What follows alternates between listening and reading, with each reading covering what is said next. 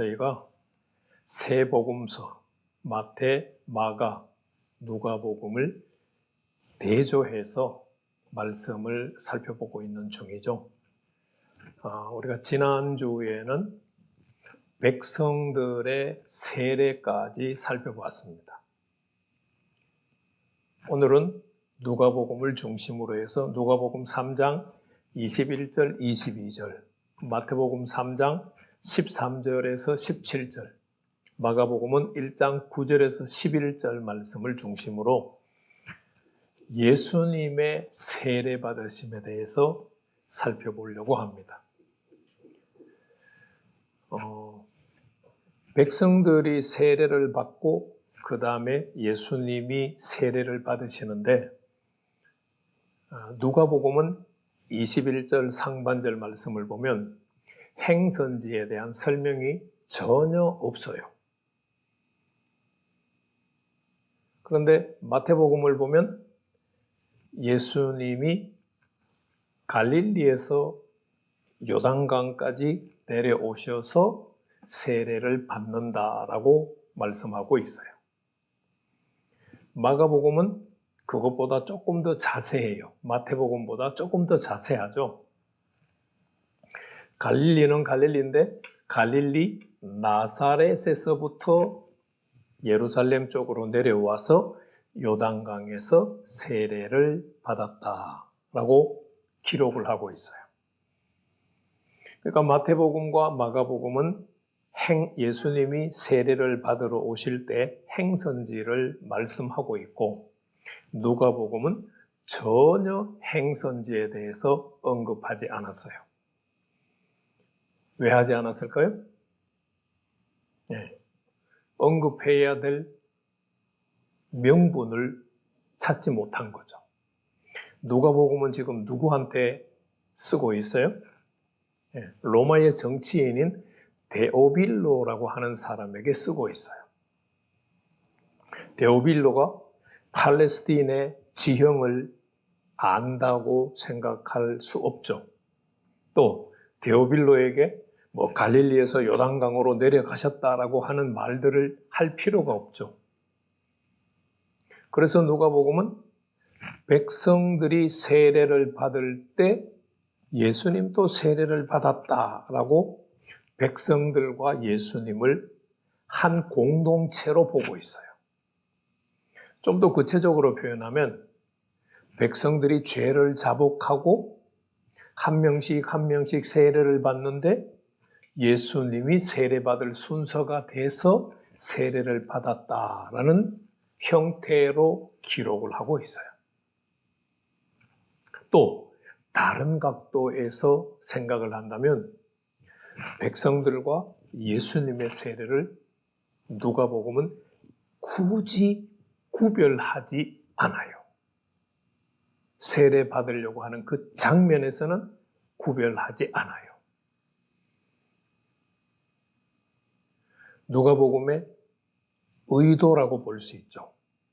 백성들과 예수님이 차등 두지 않고 구별되지 않고 백성들과 함께 세례를 받았다라고 하는 것을 누가복음은 강조하고 있어요. 세례 요한과 예수님의 만남에 대해서 누가복음은 아무런 설명이 없어요. 그리고 마태복음도 아무런 설명이 없어요. 마태복음이 아니라 마가복음도 아무런 설명이 없어요. 그런데 마태복음은 세례 요한과 예수님이 만난 장면에 대해서 13절, 14절, 15절 말씀에서 설명을 해줘요. 예수님이 세례 요한에게 세례를 받으려고 딱 왔어요. 세례 요한이 예수님을 딱 알아봤어요.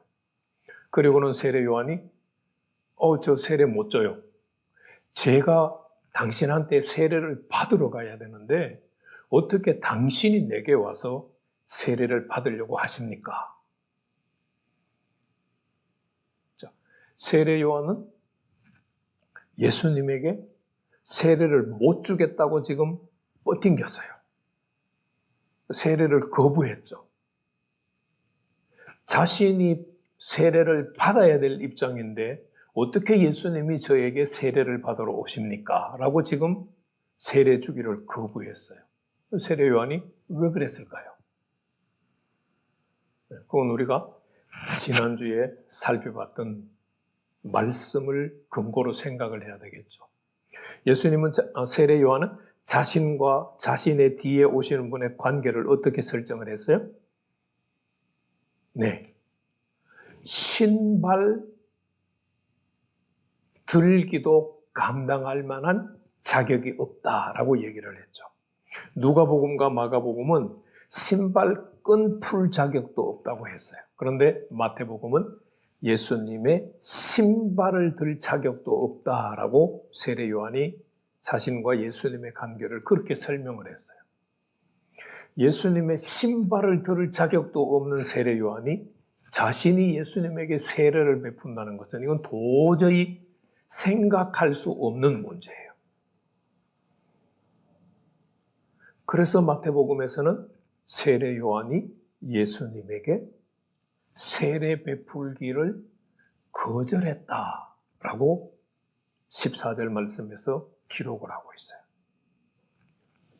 자, 그러니까 예수님께서 15절 말씀을 잘 보셔야 돼요.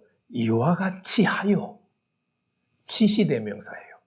그럼 이와 같이 하여가 뭘 지시하고 있을까요? 세례를 받으러 오신 예수님의 행동과 세례를 거부하고 있지만 세례를 주고 있는 세례 요한의 행동을 지시하고 있죠. 이와 같이 하여.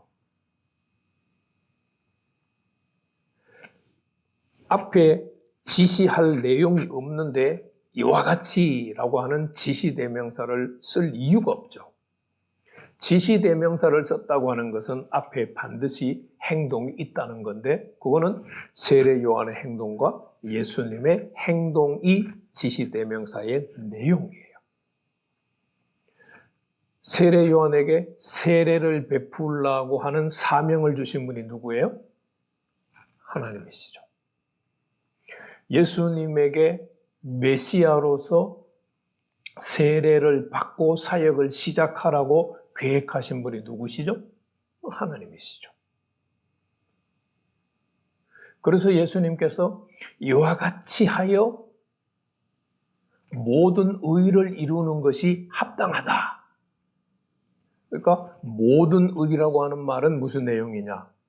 세례를 베풀게 하신 것도 하나님, 세례를 받게 하신 것도 하나님이시니까 세례 요한 당신은 세례를 베풀고 나는 세례를 받는 것이 하나님의 의를 이루는 것이다 라고 예수님이 설명을 하신 거예요. 모든 의를 이루는 것이 합당하다라고 하는 예수님의 말에 세례 요한이 의문을 달았어요? 질문을 달았어요? 아니죠. 그대로 받아들였어요. 그 말은 무슨 의미예요?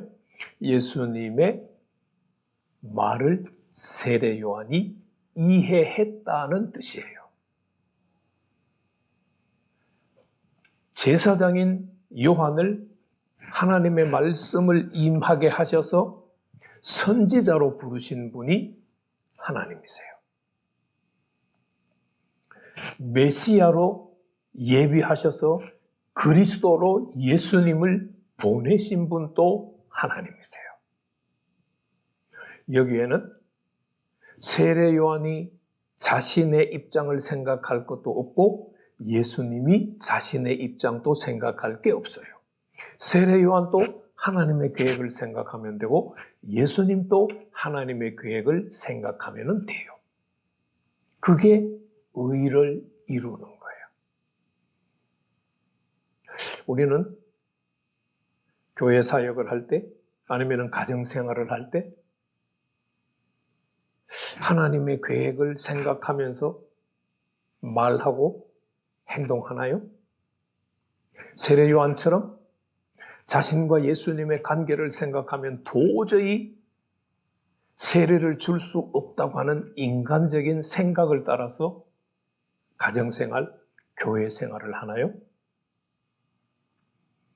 오늘 행선지와 세례 요한과 예수님의 만남을 통해서는 이거를 꼭 한번 깊이 생각해 봤으면 좋겠어요.